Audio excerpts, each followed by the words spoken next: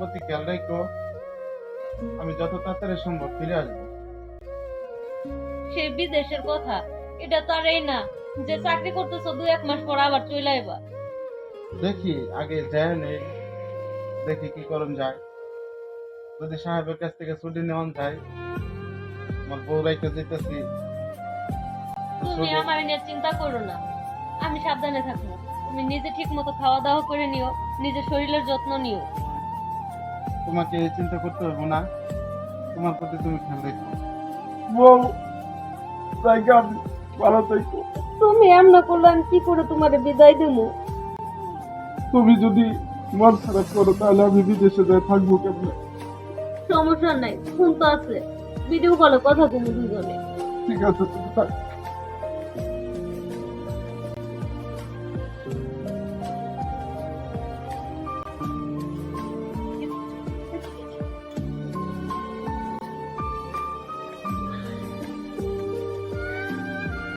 পাইছে গেছি জামাই আমার এতদিন কাজ থেকে সরাই বাড়ি পাই নাই।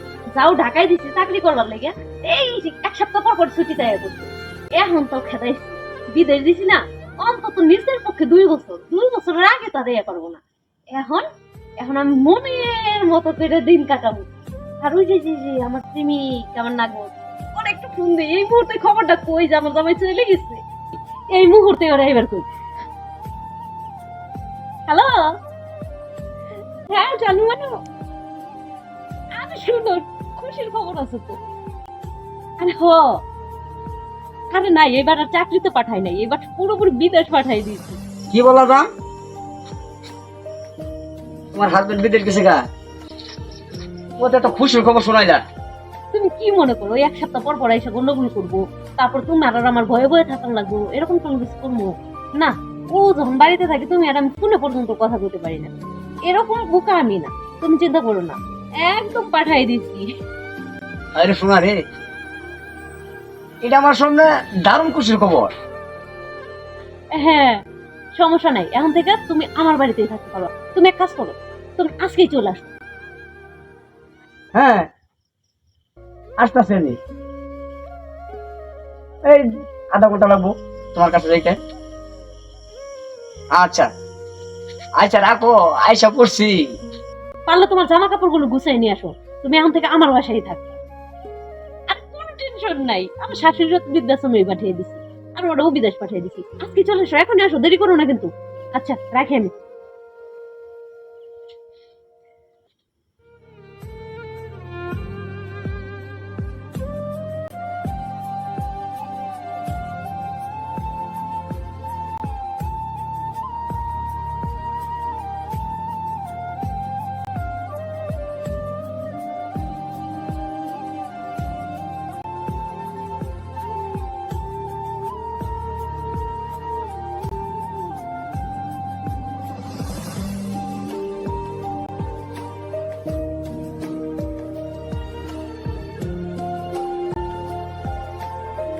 আরে জানো জানো ভাই,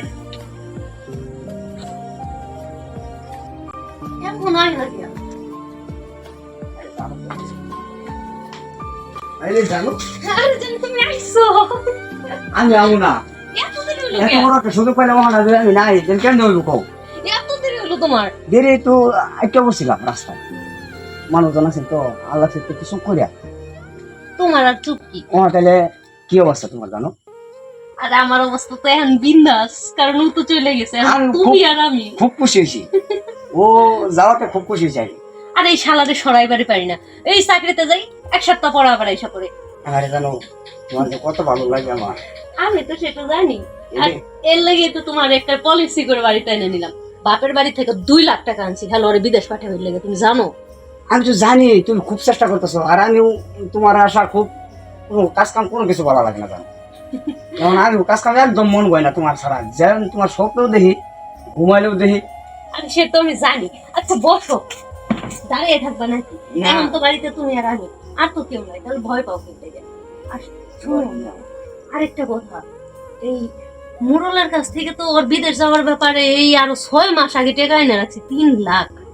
এখন মুরল তো কবে জানি মানে হুনবার আহে ও বিদেশ গেল কিনা বা টেহাটা কবে দিমু, এটাই চিন্তা। আর শোনো, মোরল যদি আগে তুমি করবে কি আমার ওয়াশরুমে দৌড় দিয়ে যায় পালাইবে, যাতে না দেখে যে তুমি আমার রুমে তুমি ওর সিস্টেম করে রাখছো তো? এই ওয়াশরুমে যাবে না। আচ্ছা, হ্যাঁ বলেন। কি অবস্থা তোমার? অবস্থা তো ভালাই। কি কারে বিদেশ যাবার আগে টাকা দিলেন 3 লাখ। হ্যাঁ, ছোট সাহেব, হ্যাঁ, একটা কথা শুনলাম, কি? আপনি যারে 3 লাখ টাকা দিচ্ছেন না, ও বিদেশ গেছে। আর গ্রামের লোক গানাগুনে করে, কি করে জানো? কি? বাড়ির বলে একটা নাগর আইসে।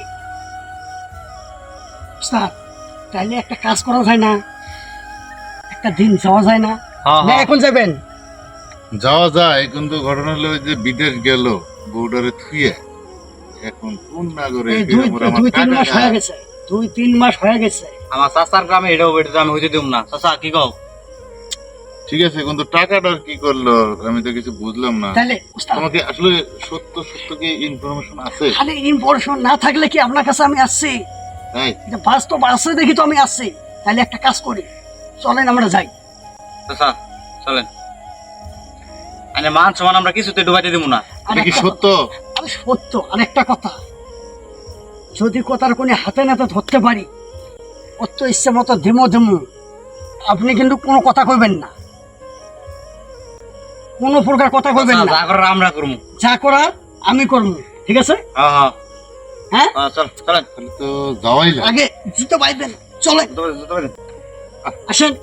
কি একটা জ্বালার মধ্যে যে পড়লাম এই আসেন টাকা তো। দিয়ে, টাকার কোনো খুব খবর নাই। চলো।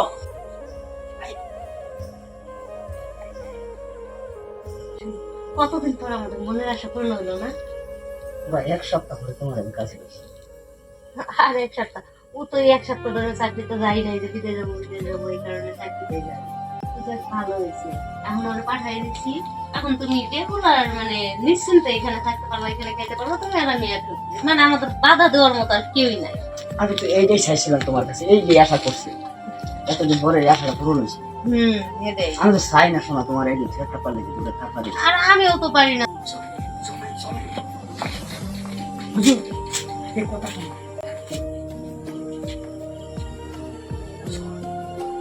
বাস্তব আছে।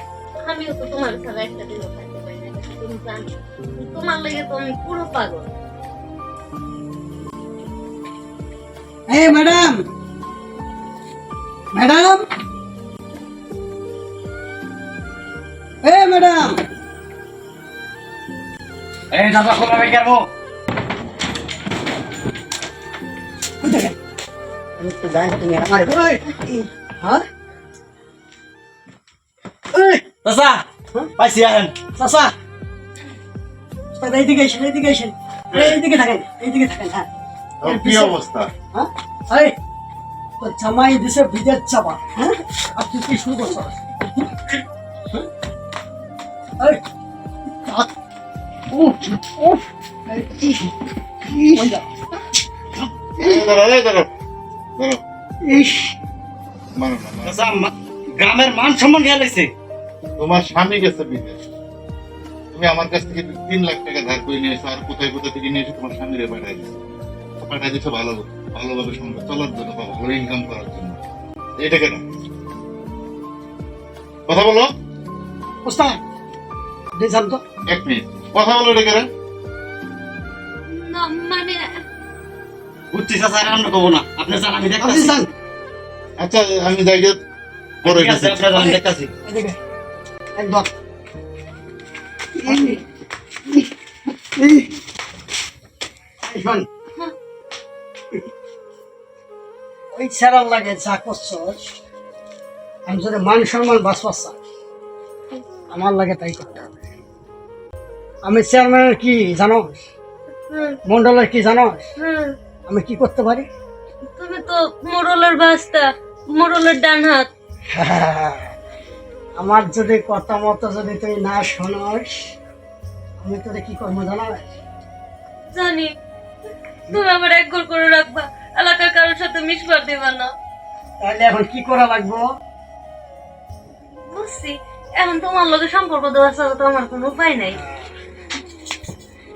হ্যাঁ, সম্পর্ক দেবা না?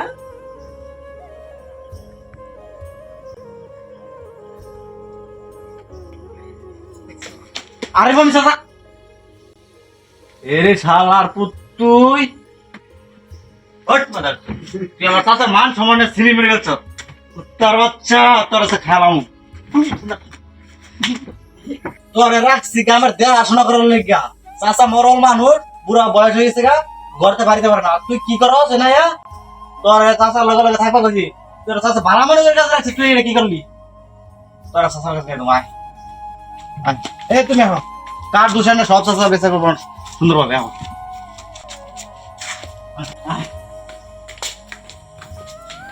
চাচা চাচা এ ভাই জুতোর বাচ্চা কামটা করছে কি জানো আচ্ছা বউ ওরে ওরে ধরো কঠিন ছিল কোন বসো না বসো বসো চাচা এই শালার পথে তোমার পাঠাই দিয়া আমার ইয়া আর কি নাম জানি পলা তো প্রক্রিয়া করলো আর আমার কাছে দিয়া ওই শালার পথে যায় দেয় ঘরের ভিতরে বসে করতেছে কিরে তুই তো মাতবরের মান সম্মান ডুবে ফেলাবি তোরে এমন শাস্তি দিমু আর তুমি কি এটা কাম করছো কত এটা ঠিক করছো তুমি তুমি আমার কাছ থেকে 3 লাখ টাকা নিছো তুমি তোমার বাবার বাড়ি থেকে নিয়ে আসছো নিয়ে এসে তুমি স্বামীরে বিদেশ পাঠাইছো ভালো বা সুখে শান্তিতে খাওয়ার জন্য এই কারণে তুমি ওদের বিদেশ পাঠাইছো কথা বলো না কেন আসলে মোড়ল সাহেব এই বিয়ার মতো তো আমার রাজি ছিল না। রাজি ছিল না তুমি আগে বলো না কেন বাপ মায় জোর করে বিয়া দিছে, আমি তো বিয়ার আগে থেকেই জোরে পছন্দ করি। তোমার জন্য আমার এলাকার যুবকেরা কি ইয়া নষ্ট করতে চাও নাকি তুমি চাচার মান সম্মান থাকবা হ্যাঁ আমি তো আর বাইরের লোকের সাথে নষ্ট পুষ্টি করি নাই। বাপ মায়ের কইছিলাম সুরজের সাথে আমার বিয়া দিতে, দায় নাই জোর করে এই জায়গায় বিয়া দিছে। আমি কি করবো, দোষ কি আমার? এই কারণে স্বামী বিদেশ পাঠায় দিয়ে এখন নষ্ট ফুষ্টি করে বেড়াচ্ছে মানুষ সাথে না এই তোকে আমি ওইখানের জন্য রাখছিলাম হ্যাঁ শালার মনটা আর একটা মারি তোর ওইখানের জন্য রাখছিলাম এর কথা কস না কে এই আরে এমন শাস্তি দিবি যাতে এই জীবনে এই ধরনের কাজ যেন আর কেউ করতেও না পারে ও যেন করতে না পারে। আর তুমি তোমার আমি আর কি বলুম, তোমার আমার বলো না, তোমার মতো মেয়ে আমি যদি ভাবতাম যে জানতাম যে এরকম ধরনের তুমি কাজ করতে পারো, তোমাকে যেন আমি এই গ্রামে আর কখনো না দেখি। তুমি যাবো কেন? যাও যাও নষ্ট নেই, যাও। মান সম্মান নষ্ট করে লেছে শালা আর তোর এই দাঁড়া, তোর শাস্তি হবো। তুই খারাপ, আসলে খারাপ। এই আরে ওই বস্তা আর ঘরের মধ্যে বাঁধে দিবে, আল্লাহ যদি না তুলতে পারে একটা লাঠি মারে কাছে আমার কাছে নিজে একান তুমি মাতবরের মানুষ তুলতে পারছ না এখন। পায়ে ধর পায়ে ধর এই দাঁড়া, ওঠ, ধর। এই দাঁড়া। আমার মাফ করে দাও, তোরে মাফ করে দিবো। মাফ করে দাও। কেন তুলতে পারছ না? তোর জন্য, তোর মতন লোকের জন্য আজকালকার মাতবরের দুর্নাম। চাচা আরে গ্রাম ছাড়া করা লাগবো। আরে গ্রাম ছাড়া করবো, কিন্তু করার আগে এক জীবনের শিক্ষা একটা দিব, যাতে শালা জীবনে যেন আর কিছু এরকম ধরনের কাজ না করে। আর প্রিয় বন্ধুরা, আপনারা জানেন এই মাতবর কিন্তু ঠিক থাকে, কিন্তু মাতবর যে চামচারা থাকে, এই চামচাদের জন্য আজকে মাতবরদের দুর্নাম। আর এই চামচাদের জন্য আজকে দেশের এই পরিণতি। চামচা সরাবেন, নিজে মাতবরি করবেন। দর্শক বন্ধুরা, ভুলতে আমার মতো এই চামচা হইয়া অন্যের বউয়ের ফষ্টি নষ্টি কেউ করেন না। আপনার কাছে দোহাই লাগে। আসসালামু আলাইকুম।